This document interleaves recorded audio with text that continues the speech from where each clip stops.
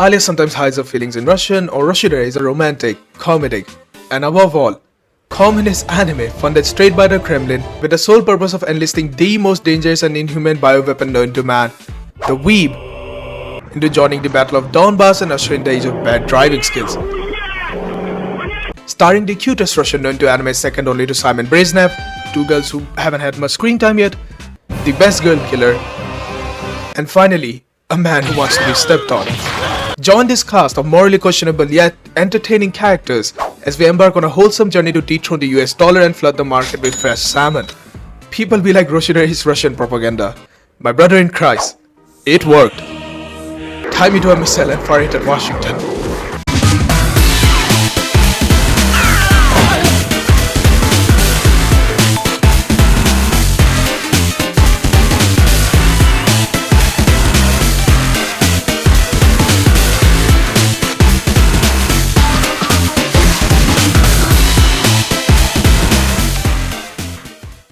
Our story begins with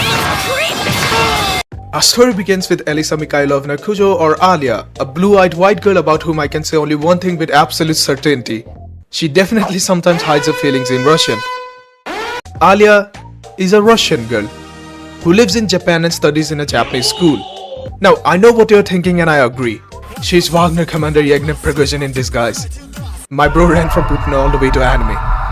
She has a crush on our protagonist, Masachika Kuze, about whom I will talk about later, and yes, that talk does include incestuous implications. He is the dude Alia hides her feelings from.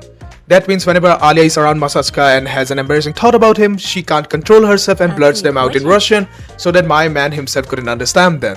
But these thoughts are as well hidden as a skinwalker behind a stop sign. Because Masachika is fluent in Russian to the point he can understand a Japanese voice actor speaking it.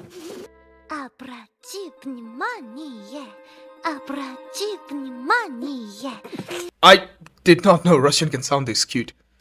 So instead of naming this anime Alia sometimes hides her feelings in Russian, it should be more like Alia sometimes shouts her feelings straight in Masachika's damn face in Russian. Now, even though my man understands everything that comes out of Alia's mouth, it's too late for him to confess this. Because Alia has said some wild shit in front of him, and if she finds out that he understood all of it, she will combust instantly. So while Alia is out here screaming her thoughts like a damn megaphone, my man Masachika is the one who has to bottle up his own emotions so that he doesn't make her suspicious. That's basically the plot. There's not much to it because this series is not driven by some complex, well-structured plot. No, in Roshidere it's all about the characters and their quirks. Your job is to watch the daily shenanigans of these quirky characters until these shenanigans snowball into some kind of a relationship. And I dig it. Look at Komi-san, look at Nagatoro. Both are similar to Roshidere in that regard. The only difference is that this time the quirk is Russian blood. So, like the creators of the New Testament, let me ignore the plot and focus on the characters.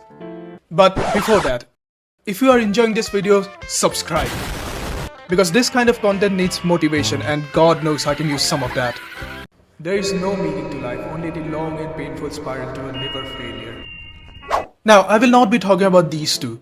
Not least because they haven't had proper screen time yet, but also because these are much more interesting.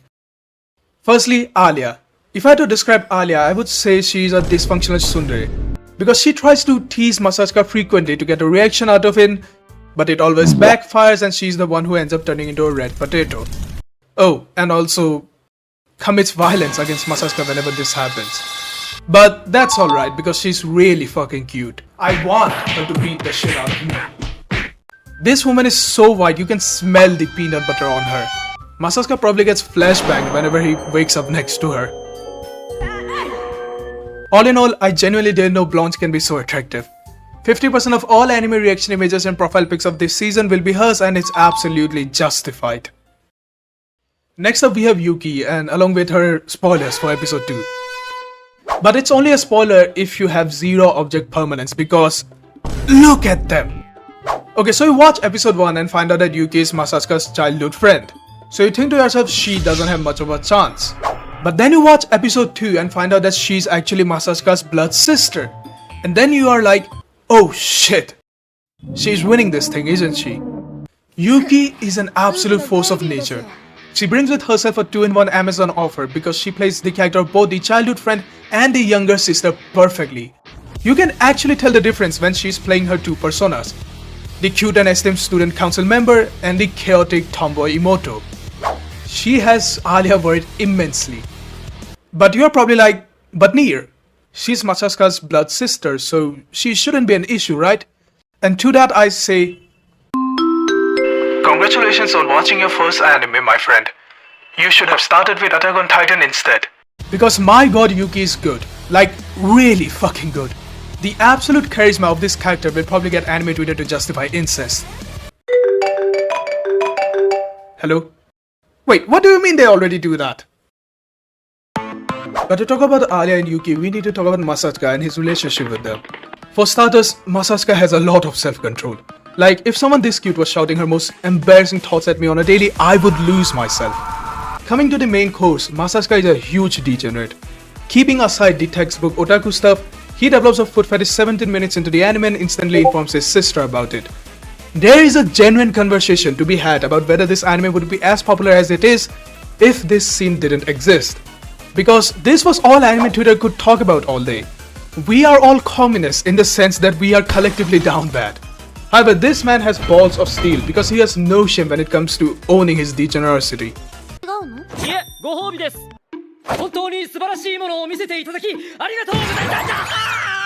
This dude is Alia's kryptonite. But for dessert, keeping aside the degen stuff, he's a genuinely good and caring dude who cares for his sister like a brother should and cares for Alia like a friend should. However, I have one complaint about him, and that is that he's Mr. Ambiguous himself. You really don't know how he feels about either of these two. Like, my man, do you like Alia or are you considering the Oreimo route? Or are you gay? Give me something, anything, to understand which way you swing. Am I supposed to calculate who has the best feet to understand your preference in women? But this ambiguity also brings with itself good moments because there are times he will take certain decisions that catch you off guard and you go,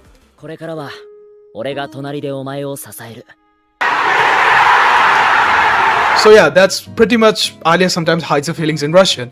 Overall, this show is probably the best rom-com of this season, and that's saying something because look at this season. Is there a boycott of shonen going on right now? All in all, I'm having a lot of fun with this show. Hell, it pulled me out of my creative slumber. So if you also want to live in a multipolar world and liberate Africa, like this video and share it with your comrades. Feel free to drop your niche political propaganda in the comment sections down below. I would love to see myself on an FBI list. Finally, subscribe so we can navigate this era together to its inevitable end. Man, I have a cough.